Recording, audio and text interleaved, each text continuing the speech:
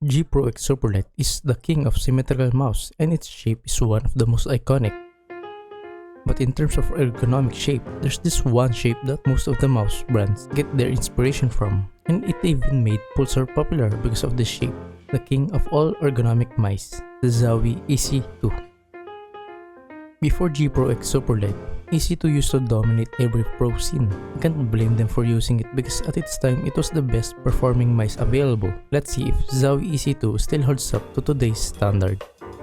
The exact unit that I got is the EC2-B Divina Pink, which has this glossy coating and a beautiful pink shell. But I'ma be honest here, the coating is not for me. After a few minutes of playing with it, it became a bar of soap. It was hard maintaining my grip, especially when you grip it harder. But I came up with an idea. I bought some Scotch Brite and scraped off the glossy coating. And it did work. The mat feels a lot better and grips much better compared to what it used to be. I changed this stock rubber cable with a power corded one. And it's now starting to look better. I got rid of the stock skates and used Ultra Glide dot skates. It felt much better compared to stock.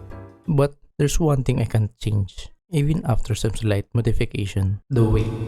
This thing is built like a tank. Even if I drop it or even throw it at a wall, it wouldn't even have a dent in it, but that comes with a cost. The mouse weighs 90 grams. It weighs double of my current mouse.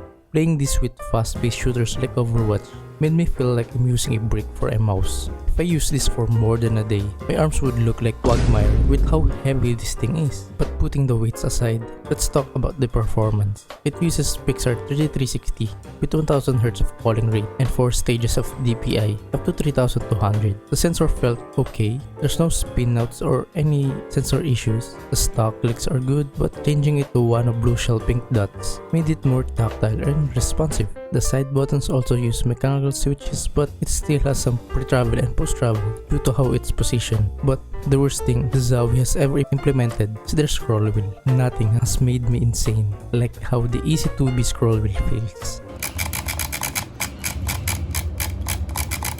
I get why they made this mouse thick, because I was about to throw it against a wall with how annoyed I am scrolling with this. When playing games, it was fine since I use an IEM, but when I'm just scrolling or using it for other things other than gaming, it was torture for me. But all of that aside, let's talk about why this mouse was the king of all ergonomic mouse. Holding this mouse for the first time made me feel nostalgic. Even if this was my first time using it, its shape just felt very safe. It's not too big and not too small. It just felt right. I get why the G Pro X Superlight became popular, because its shape almost resembles the EC2. The shape felt very comfy and not aggressive. It felt like it was made for my hand.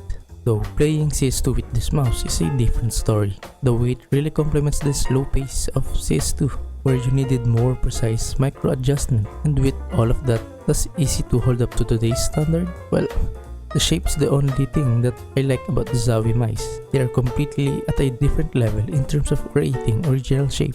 I really don't like the integration of the shell and the clicks. I would like to recommend Pulsar's X-Lite since they straight up just took Zowie's shape and made it better, especially with a scroll wheel that doesn't make me crazy. But looking through Reddit, Pulsar's QC is a gamble.